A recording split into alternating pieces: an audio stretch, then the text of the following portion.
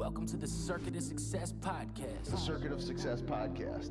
With your host, Brett Gilliland. Brett Gilliland, Visionary Wealth Advisor.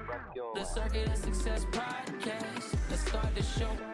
Welcome to the Circuit of Success. I am your host, Brett Gilliland. Today I've got Eric Pfeiffer with me. Eric, how you doing, man? I am doing fantastic, enjoying the sunny weather here in San Diego, and glad to be on your podcast. I'm glad to have you, man. You are the founder and CEO of MPWR Coaching. You are the author of 2 books, Leadership Gravitas and Transform Your Trajectory, your newest one, which we'll talk about here in a little bit later. You are a family man, a married man, a dad, a leader, and you're helping all sorts of leaders around the world. You are a golfer. We started talking a little golf beforehand, so maybe we can dive into that as well. But before we get started, man, if you can, Eric, just give us a little lay of the land of what's helped make you the man that you are today. Oh, that's a big question. I'll give you a few thoughts. Number one, I grew up in a pretty broken, dysfunctional family that eventually blew up in my college years. My older brother, who's just an amazing human being, invested in me during a lot of those difficult years. And, maybe took on a bit of a parental mentoring role. And I have him to thank for making it through a lot of those difficult years, and then have since then, because of that, learned the value of finding mentors, finding people who are further down the road in some area of my life that I want to grow in. Doesn't mean they're perfect, but they've got something to offer. And I learned the value of proximity. So I would do everything I could to be in the same space with those people, serve them, help them, do anything I could to earn the right to be around them. And it's amazing how much you can learn from other people just by being in proximity to them. And I made that a discipline of my life. I still to this day have various business mentors, men and women who are far more successful than I am and smarter, wiser. And so I just continue to surround myself, man, with people that are better than me. And I find that little by little, I grow a little bit too. Yeah, it's amazing, isn't it, who we surround ourselves with? My dad always told me that when I was a kid. Who you surround yourself with and the books you read matter. And I'm like, yeah, be quiet. You just don't like my dad, or you don't like my kids, right? Or my friends. And so, That's right. But he's right. He's right. I've come to learn that. They're right about a lot of those things. So what got you into this coaching world, man? There's a lot of people that can say I'm a coach, right? And they don't have the results. But you've got a business, man. You've got a legitimate business that you're out helping people all over the country get better, right? Helping them achieve a future in their past, like we talk about at our mission statement. So what is it about you that wanted to get you into coaching, and what are you finding in today's environment people are missing the most? Oof. I never would have dreamed 20 years ago that I would be in this profession. I don't even think it was that popular back then. Yeah. Consulting is still very much the wild, wild west. There's really no governing board, no official certifying board, which has its strengths and weaknesses. But long story short, many, many years ago, when I was doing graduate work, I was trying to solve this equation of leadership. I'd read a ton on leadership, and was growing into increasing roles and responsibilities that required more leadership. And if I'm honest, I had a very difficult time translating the theory of the academic work I was mostly exposed to practice, and felt continually frustrated with myself, mostly by my inability to lead more effectively. I happened in my last quarter of my grad work, I happened to cross paths with an older gentleman who had just moved to the US and was in the process of building a coaching business. And I was deeply surprised and enamored with his approach. It was really unique. To this day, I still refer to him as kind of the Steve Jobs of the coaching world. Wow. And he's super innovative. He's not one of these people that just, like Steve Jobs, he didn't really create anything by himself, but he has the ability to take the best of what other people have created and then to put those things together and to innovate. I studied under him for a lot of years as a mentor, as a boss, and learned everything I could from him.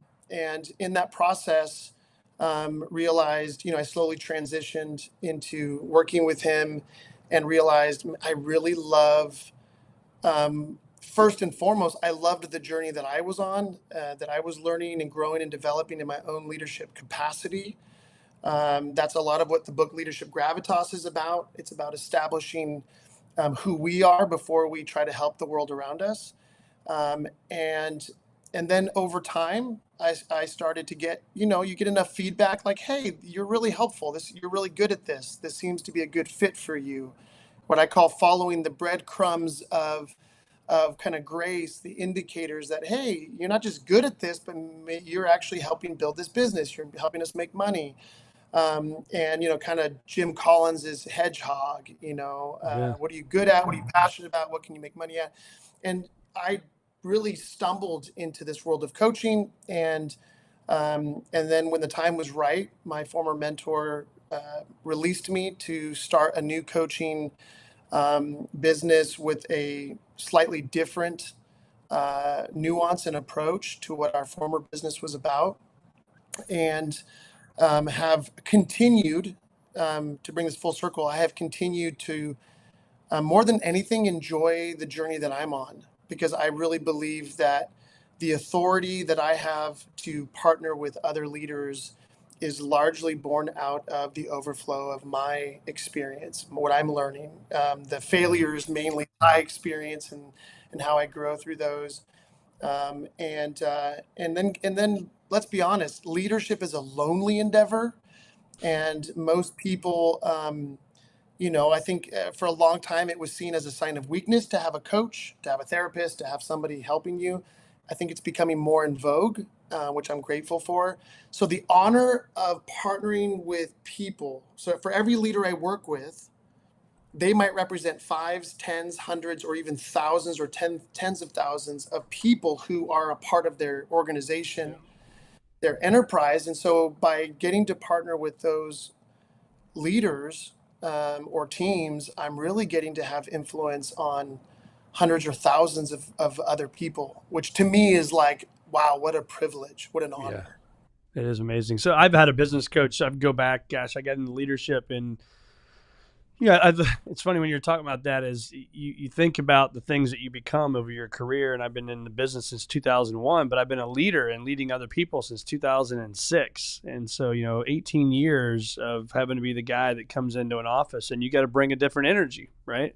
And I've had a business coach most of those years throughout, but for people that maybe have never had a coach, they don't invest in coaches. Maybe they don't believe in spending all that money to have a coach or somebody to help them or tell them what to do. Like, what's a typical coaching relationship look like for you? That's a great question. So the first thing I would say is there are so many different nuanced types of coaching consulting available out there. I'm really for anything that somebody is trying to grow and develop, and there's likely somebody you can find who specializes or focuses in that area, which I think is really neat. It's largely people who have had some experience and now they want to help other people with their experience. I think finding somebody that you trust. I think confidentiality and trust are two of the most important commodities in any coaching relationship. And then I think it's the coaching relationship that we fight for. The dynamic is one of, first of all, we've developed what we call a leadership operating system. So like any business has their own business systems, computer programs that they utilize to make sure that all the components are communicating and operating well.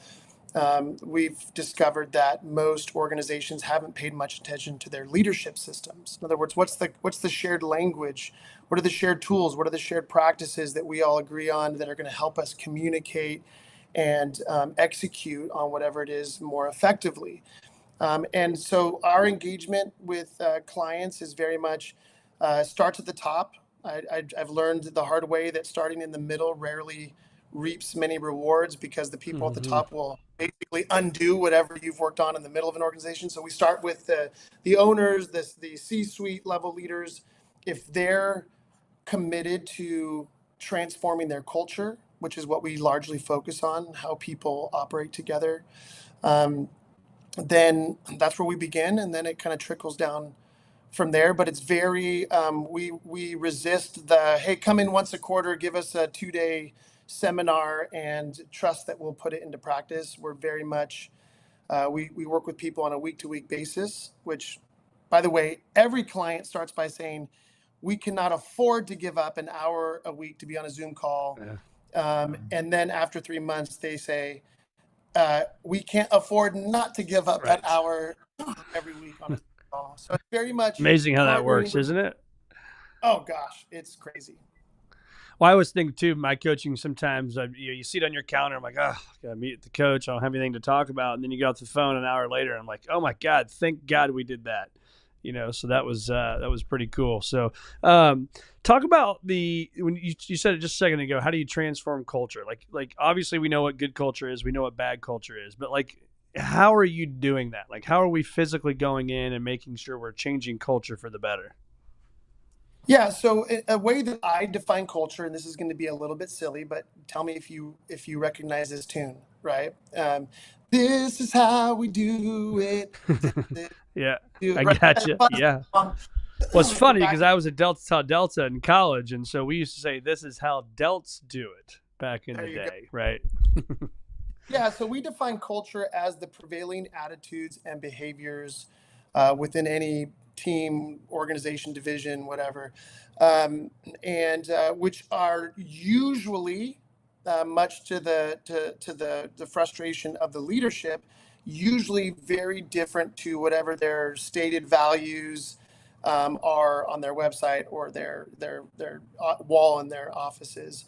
And so what we do is we help people through a very simple diagnostic process to begin to identify for themselves, hey, what's working, what's not working?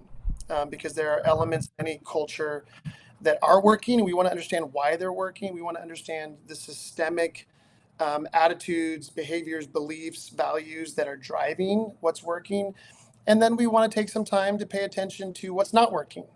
And then to help them identify what are the systemic issues that are driving those difficulties. And then what we do is there's got to be some kind of intentional process whereby we not only identify and address those systemic dysfunctions, but where we learn the simple skills of exchanging or transforming those systemic dynamics. And that's what we're a big believer in. Like, we don't want people to be dependent on us forever. We want to equip leaders not only to learn how to change and transform their own culture, but we want to equip them to do it when we're no longer there. That's the big win for us. It's good. And that, it makes me think of one of my favorite words is choice, right? And there's so many choices we have in our lives, how we respond to things, how we don't respond to things, right? Bad news, good news, whatever it may be. When you hear the word choice or the power of choice, what comes to mind for you? The introduction of our first book, because there's a whole chapter. And you did not pay me to say that.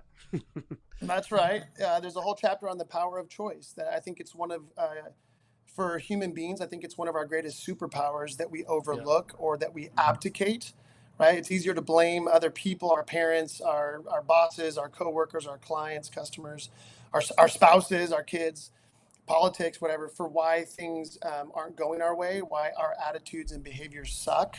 And I think once we can help leaders wake up to the fact that we can't control the world around us, but we are certainly in control of our own attitudes and behaviors, that's a game changer. That's a paradigm shift that we have seen gives leaders a new license on freedom and a sense of like my future, like you were saying, right? The mantra of your business, like we want to help people make their future better than their past.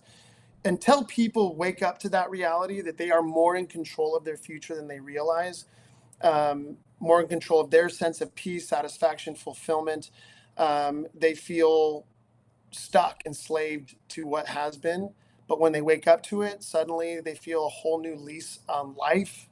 Not just in their business, but usually across every area of their life. Yeah, it makes me think. One of my business coaches for about 2.5 years was Matthew Kelly, big author, just a great guy, and he always talked about mastering the moment of decision. He's like, if you can master anything, is master the moment of decision. And when you hear me say that, what comes to mind for you? How are you helping people, and how do you even personally do that? I'm giggling over here because you just promoted our second book. That's awesome. Which, yeah. So our books right now, I'm not writing for popular use as much as to unpack the tools in our core toolkit. Well, the second major tool in our toolkit is all about identifying moments of decision and recognizing them and learning how to um, leverage them to excavate whatever learning is available, whatever growth or transformation is available, and to develop a very, what I would call a kind of simple systemic way of responding in those moments that give us the best chance of putting our best self forward, right? Like we're always going to look back from Right. the future on the past and say, I could have done that better, or I could have made a better decision, but all we can do today is the best we can today with what we have available to us today. But I shouldn't be shocked by this anymore, but I'm continually shocked that leaders on the whole generally do not, if you ask them, what is your decision making process? They might be able to point at some principles they read in a book or heard on a podcast, but they would not be able to tell you the simple practical process they go through in order to leverage their resources to make good decisions. And if they can't explain that for themselves, then how is it that they're going to help the people on their teams or in their organization do the same? I love that. Another topic I've been having a lot of discussions with some clients is that progress, not perfection. And I think most hard charging leaders, Type A personalities, whatever it may be, right? Oh, I'm gonna start working out, 6 days a week, and they haven't worked out, 6 times in the last 4 months, but yet we think we're gonna do this, and then we beat ourselves up over it when we don't do it. And so now I'm constantly talking to people about progress, not perfection. Let's set a little goal, which when I was in my 20s, I wouldn't have thought that. Let's set as big a goal as we can get, give it hell, burn the ships, let's go make it happen. But now it's that simple thing that we can do, but we do it consistently day in and day out without missing. So talk about that. Yeah, well, Brett, forgive me, but in our world, there's a little joke that whenever somebody brings a question up like that, the phrase is, well, we've got a tool for that. So we do have a tool for that. And the tool basically helps people understand, just like you said, that big changes largely are born out of lots of small, regular habits that we're able to employ in our life. There's a lot of books, right, out there on the power of employing habits in our life. We've heard the phrase, practice, makes perfection. It doesn't. Practice, like you said, does really lead to progress more than perfection. So what we do is we encourage people, if they've heard of the concept of lead and lag measures, we encourage people to understand that we're far better off when we have set a goal of whatever we want to accomplish in life, whether it's personal or professional, to identify what we want to accomplish, and then to identify what are the lead measures, what are the things that we need to do on a daily, weekly, or seasonal basis, pardon me, that are going to cultivate and give us the best opportunity of achieving what we want to achieve. So, for example, I have the privilege of working with the Atlanta Hawks, an NBA basketball team, and I sat with the gentleman who's the current general manager, and he had the daunting task of taking over an organization that was struggling, and of course, in any professional sporting organization, the goal is always to win a championship, and if we win a championship, that kind of solves everything. And he took a different approach. He said, instead, that may be something we would love to achieve, but wouldn't it be better to think we want to develop a championship caliber program? And then from there, he backfilled and asked the question, what are the lead measures? What kind of people do we need to onboard? What kind of players do we need to onboard? What are the things that we need to practice on a daily, weekly, seasonal basis in any part of our organization that is going to give us the best chance of building a championship caliber program? And so we call this the rule of the law of indirect effort, right? Like, a lever is understood as, you pull on the lever and you use a little bit of strength, and that lever actually gives you exponential strength to move something.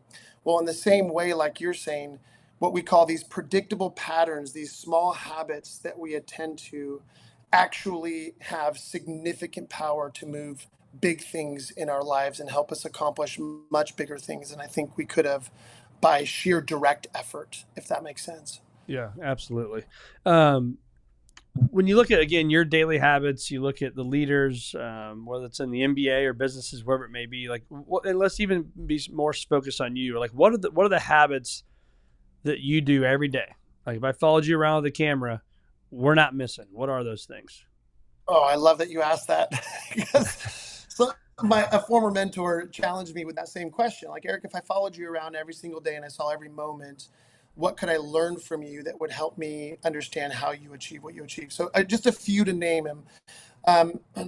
When our kids were growing up, now they're 21 and 19 away at college, and so they're more independent. But when they were younger, we made every effort to eat breakfast every morning. We had a morning ritual at breakfast that lasted maybe 12 minutes, where we sat around and we shared what's one hope and what's one thank you that you want to start the day with. And then we would read a short story from a kid's book.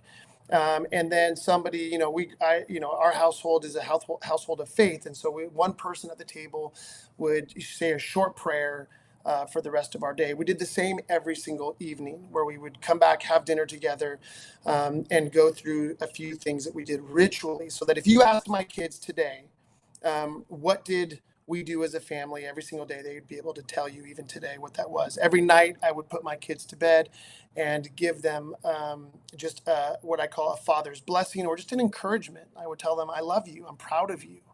No matter what happened today, I'm proud of you.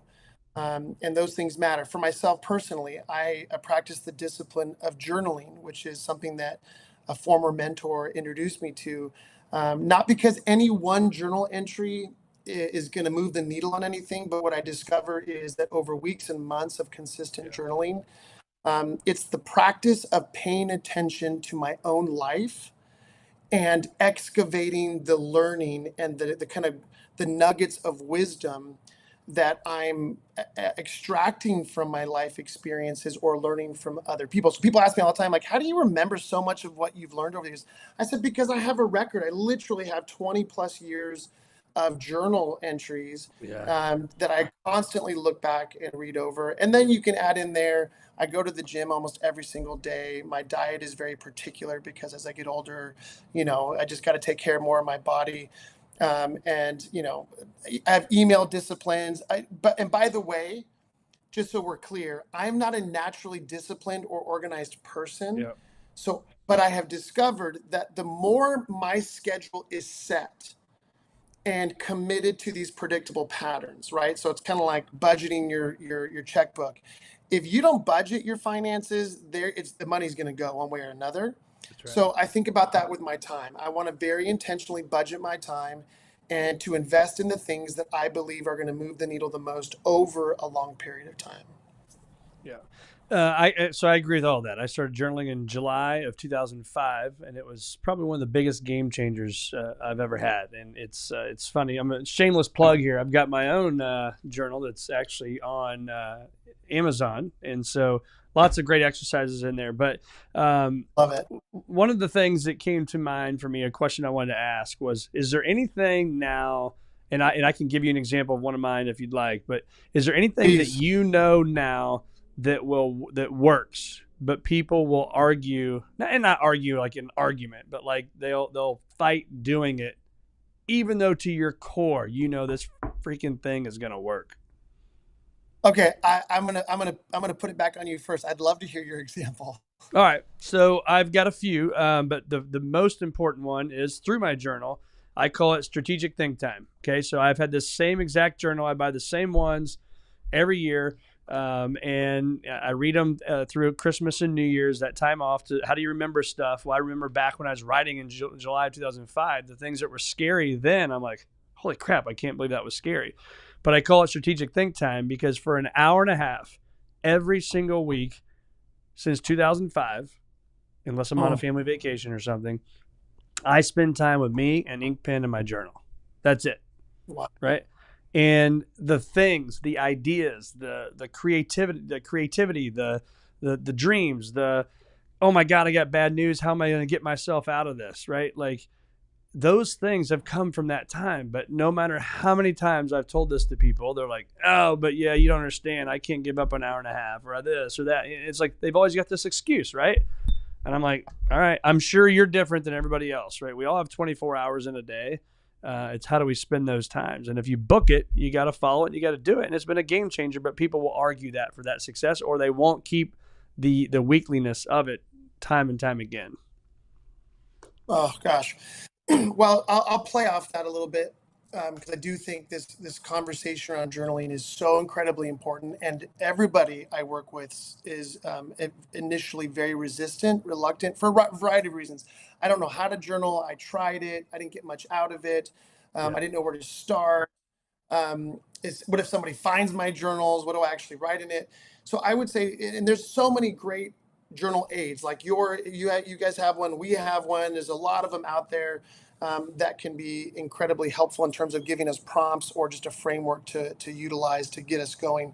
I would say this, about every 3 months, once a quarter, I actually, for the last 3 months of my journal entries, I actually go back through and I take probably 3 hours on a Friday morning. That's the day I don't travel usually. I try to not have any set meetings because I use those Fridays for other reasons. But once a quarter, I actually go back and read over my journal entries with the expressed purpose of what can I learn from my own life journey. So just like you said, like, wow, I'm realizing that I was so scared or so anxious or stressed about this situation 3 months ago or 2 months ago or even a week ago, and that's resolved itself. Or wow, I was really upset about this situation, or I didn't know how to solve this problem, and wow, I realize now that we made it through, we figured it out. Or gosh, you know what, I'm realizing as I'm reading back through my journals that there's this kind of issue that keeps coming up that I'm still not addressing, that I really need to find some help for.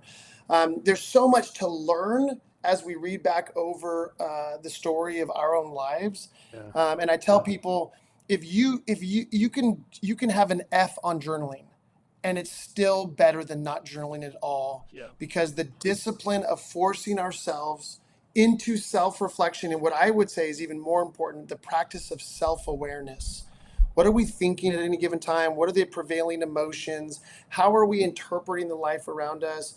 And I tell people, if you want to experience personal transformation without having to sit in a therapist's office every day, without having to meet with your coach every single day, like this is something you can do for yourself that will radically move the needle. The problem is it won't move the needle in 1 or 2 days or even maybe 12 days. It moves the needle over a period of time.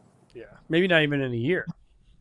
Right? That's right. That's correct. So it makes me think of one of my exercises I love doing, and people that listen to this podcast religiously, they're going to say they already know where I'm probably going with this. But if you haven't heard it, is I talk about my gratitude worksheet. And so again, at the end of 90 days, I go through my calendar quarter, and I actually go take my cell phone, and I will go and look at every picture I've taken over the last 90 days, and I write it down. Right. So I literally will write your name down, and at the end of June or July, right, and I'll write down podcast with Eric Pfeiffer, right? And spend time thinking about that we got to spend time together, right? That we got to talk, or I went to this lunch with my family, or I went on this trip with my kids and my wife, right? Whatever it may be, how many of us actually slow down and think about the life that we're living and focus on the good that's there versus all the negative crap that you can get from the news? Brett, tell the listeners, how do they get access? How do I get access to this gratitude work that you're talking about? I love it. You go to Amazon.com and look up Future Greater Than Your Past, Brett Gilliland. The journal is right there. And you're also going to go there. While you're there, you're going to buy Eric's books. So we'll buy my journal and your books, and we'll just plug each other's stuff right here, huh? I love it. Well, Brett, what I tell people all the time is, we have unlimited access to so much amazing content from leaders, things that we're all doing that have helped us, that we would say are critical to our own growth and development and success. But what I tell people also is, it is so easy to get overwhelmed by all of the different things that we ought or should do. And I tell people, pick one flippin' thing that you somehow resonate with and just commit to it for 3 months. Like even our clients, we require that our clients make an upfront 3-month commitment to their contract. And then after that, we go month to month, because we don't, and people hate this. People that are on my board are like, no, you need to have a 9-month or 12-month commitment. I said, no. If they make a month commitment, we should experience, at least by 3 months, some of the tangible effects of any discipline that we employ in our life. It may not be as big as we would hope it would be, but we should be able to identify the impact. Yeah. Plus, I think it says confidence about you and your business, right? That we're going to deliver, right? Yes. I mean, Well, we're the same thing in our wealth management, in our firm. Our advisors, we don't sign non-competes and non-solicits, right? It's like, look, we got to earn your business. And if you don't want to be here, who am I to say after you've had a business for 25 years that you're tied to us contractually? We don't want that. That's not what it's about. I think it's a big deal for you. It's a big deal for us. Talk about the vision that you have. Like, where do you see this space going? What are you excited about? Where are you trying to take your business and your world to next? Oh man, I could talk about this for hours. The big picture vision is I am desperately committed to putting the tools that we've developed into the hands of as many human beings as possible. Because I think all humans are leaders, because we all have influence in different areas of our life. Yeah. With that, I would say that everything we do is, in terms of actually building our business, is predicated on what are the things that we need to develop that are going to help us accomplish that. So working with, an NBA basketball team, or a large private equity group, or a health, company, or a brewery. We work with so many different types of organizations, because, wherever there are people, that's where we belong. You can work with any one of those organizations and you can impact that organization, which we love doing. But my real passion is, I believe that these tools represent the core skills that I wish I had had when I was younger. It's what our clients tell us. These tools and the practices of these tools transform marriages, families, parents, physical health, finances. Because like I said, these are not just little, think of a difference between an app on your iPhone or smartphone versus the operating system. The apps help us do very specific, nuanced things, and we need as many apps as we have tasks that we want to accomplish. But what most people don't pay attention to is the underlying operating system. And all of us as humans have an operating system that we've inherited, that we've developed, that we've accumulated over the years. And so what I know is that what's broken in the world, I believe, can be at some level solved, healed, reconciled, made better when people are practicing the skills of what we call emotional intelligence. And I don't mean that just as emotional regulation. I don't lose my shit anymore. I'm nicer to people. I mean people's ability to practice increasingly greater self-awareness and self-leadership, which allows them to actually invest in the people around them more effectively. Right? Does that make sense? Absolutely. It absolutely does. And I think, to your point, and this may or may not be where you're going with it, but to invest in your people, as you talked about. I just had this discussion with somebody the other day, and it's scary to think about hiring people, right? And I've had my first assistant since 2003, so I'm 21 You're years lucky. now of having. What's that? You're lucky. Yeah, well, it's in it, but here's the funny part about it though, is I am lucky. I'm very lucky, but the year I hired an assistant was the worst year. The year before, right? Ended in December. I hired an assistant in January. It was the worst year of my career financially, right? So imagine going home and saying, "Man, babe, we had a bad year. We just built a new house, and I'm going to hire an assistant, right? We can't afford this." But what did I do though? I said, I believe in myself. I believe in the process. I believe in going out and the things that I don't want to do, that I'm not uniquely qualified to do. I can leverage that, go do what I'm qualified to do. It was investing in somebody with belief that it's going to work. Yeah. Right. And so, and I just had this discussion recently. Another person's business is really growing. They're going to hire another person. They're talking about how scared they are. Like, I get it. Every time we hire somebody, I'm scared, but it always works. Right. So when we invest in people, what have you learned from basically what I just said, but also what you've learned is when we invest in people, what happens? Well, first of all, I am who I am today in large part because of the people, whether it's mentors, my incredible wife, my older brother, friends, peers who have invested in me. I really believe that. We just can't do it alone. And Right. I would also say this, our first book called Leadership Gravitas, the whole point of the book is how do we become leaders worth following, right? You're only a leader if you look behind you and people are following you. And I think, especially in the current era where there is this massive transition in the leadership of organizations from, the former generations, right, the boomer generation, the Gen X generation right now, to millennials, to Gen Xers, and to whatever else, other labels we want to put, there is an increasing demand that younger people are putting on leaders and companies, no matter what size of company, to say, I have to be more than a cog in the wheel that makes you money. I have to, my who I am has to matter to you. My personal development, my growth trajectory, my future has to be tied into my willingness to spill my blood, sweat, and tears in this current organization. And I think that organizations that are waking up to that, who are taking it seriously, who are beginning to implement leadership development as a major investment in at every level of their organization, are actually finding young leaders who are not only willing to give them a chance, but are willing to stay. Because we're giving these young people a lot of crap for changing jobs every 3 months or every 6 months, and quote unquote ghosting companies. Which again, I'm not advocating for a lack of professionalism, but I think part of that is a wake up call to us as an older generation of leaders, which I now put myself in at 47, to say we can say they need to change, but what are they trying to tell us about the cultures that we've created that is leaving them feeling unseen, unheard, unvalued, underinvested in? And let's be honest, like, as parents, what do? We invest in our kids because we believe they're going to do greater things than we do. It's like inherent in our DNA as parents to say, I want my ceiling to be my kid's floor.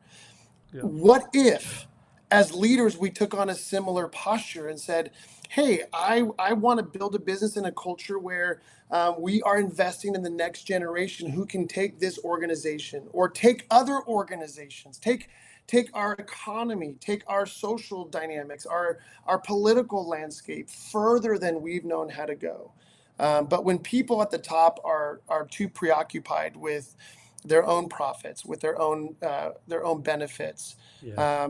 and let's be honest, in our worst moments as parents, we can lose sight of the importance of Sure. investing in our kids. I think we don't only miss out on the present. I think we miss out on the future that all of us are desperately trying to build. Yeah. So how do we get out of our comfort zones? Because I think it's easy to stay there, right? It's nice and warm and cuddly. So how do we get the heck out of that place? Oh gosh, I'll give you three. I'll give you three things that I encourage our clients to remember about this. Number one, it is oftentimes we will not pursue change until the pain of staying the same is greater than the pain of change. That's not a quote I said. It's somebody smarter than me who said that, but it's Henry Cloud in the book Boundaries.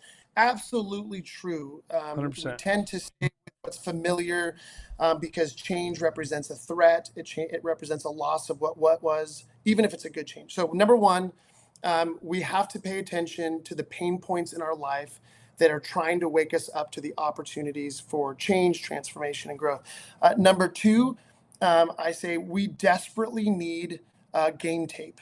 Right. So the professional organizations or sporting organizations that I've worked with, they put a ton of emphasis on watching game tape. Why? Because when you're in the thick of the battle on the field, you're so unaware of what's happening around you. Right. You have a very myopic perspective when you're on the field. And so they watch game tape to step back and develop a more objective perspective of what's going on around them so that they can pay more attention to how they're impacting any play. Now, in life, the way that we can create our own game tape is to find trustworthy people and we ask them proactively for feedback. hey, tell me where you feel like I'm winning and where I'm not. Tell me where I'm operating well, where I'm not. Tell me when I handle conflict well, when I don't.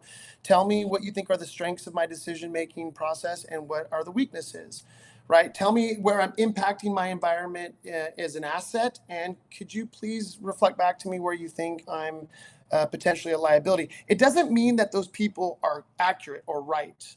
It just means that as leaders, if we really want to take our growth seriously, we have to get feedback, which is going to inevitably make us feel uncomfortable because we're going to hear some things we don't like, especially if we have the courage to ask our own spouses or our adult children, because I've been in the cauldron of discomfort over the last 3 months working through marriage stuff and parenting issues as a father.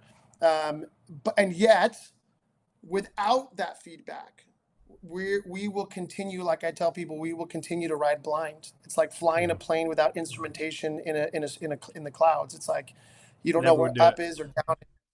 You're gonna crash. Yeah. So, and you said there's a third one. So you got the pain has gotten obviously greater than the situation. You got game tape, and what was that third one? Yeah. The third one is, and again, promoting our new book, Transform Your Trajectory. This introduces a simple tool that actually gives people a practical step-by-step process that we can use over and over and over again, every minute, every day, to not only pay attention to the experiences of our life that are significant, right, which are usually indicated by some strong emotions, but we need a way to excavate the learning, the wisdom, right, from those life experiences. And I think too often we're relying on podcast, books, other people to give us that wisdom. Yeah. And when we need to develop a simple discipline of how to do that for ourselves, which again will take us out of our comfort zone, because we're going to have to practice some honesty and humility, some self-love, which is usually uncomfortable for most of us ambitious people, but pushing ourselves out of the comfort zone. You know, like when you go to the gym, if you're not willing to lift 5 more pounds at some point, then your muscles will not grow. Yeah. Fairly simple, isn't it? Pretty simple. Just Pretty hard simple. to do. Yeah. The last thing, and we'll dive into where people can learn more about you and get connected with you. But I think it brings me back to the why. Like I heard that saying early on in my career, when you know your why, anyhow is possible. And it's just in normal everyday conversations, you know, you can have with people. And it's like, well, what's your why? Like, why are you choosing to do that? Right. Or where do you want to go? And it's like, again, me throwing you the keys in my car and saying, go, if you don't have a GPS system, you're never going to get there. Right. So I think we just need to slow down as human beings, right. And think about why we're doing what we're doing and where we want to go with clarity of that, have it written down and have a lot of reasons why we want to go do it. Would you agree? 100%. Yeah. Awesome. Where do our listeners find more of Eric Pfeiffer? Real easy. Everything ultimately ties back to our core website, www.mpwrcoaching.com, mpwrcoaching.com. One of my former business partners thought it would be clever to yank the vowels out of the word empower. But that really does speak to the purpose of our business, to empower people to be the best version of themselves. And then we're available on all the, typical socials platforms. They can find us there. And what we tell people more than anything else is our endeavor, our passion is to partner with people to help them unlock a greater measure of their potential. And so if anybody's looking for that, not quite sure, feeling frustrated, we would love to chat with you, not because we're necessarily the solution or the partnership for you, but because we are desperate to help people connect with whatever resources may help them on that journey. Awesome. Well, we will put all this stuff in the show notes, Eric. Man, it's been awesome having you on the Circuit of Success podcast. Hang with me while I turn this off, but man, I really appreciate your time today. Can I say one thing, Brett? Absolutely. For your listeners, I just want you to know I've been on a lot of podcasts, and you have fantastic questions that I will likely borrow if I ever leave my own podcast. Just steal those shamelessly. Well, I appreciate that, man. I love what we get to do, and it's as I told you before we started recording, man, it's a passion. Something that just came from an idea that now we get to talk to amazing people like you, and we will turn them on to your book, Transform Your Trajectory, MPWRcoaching.com. And Eric, been great being with you, my man.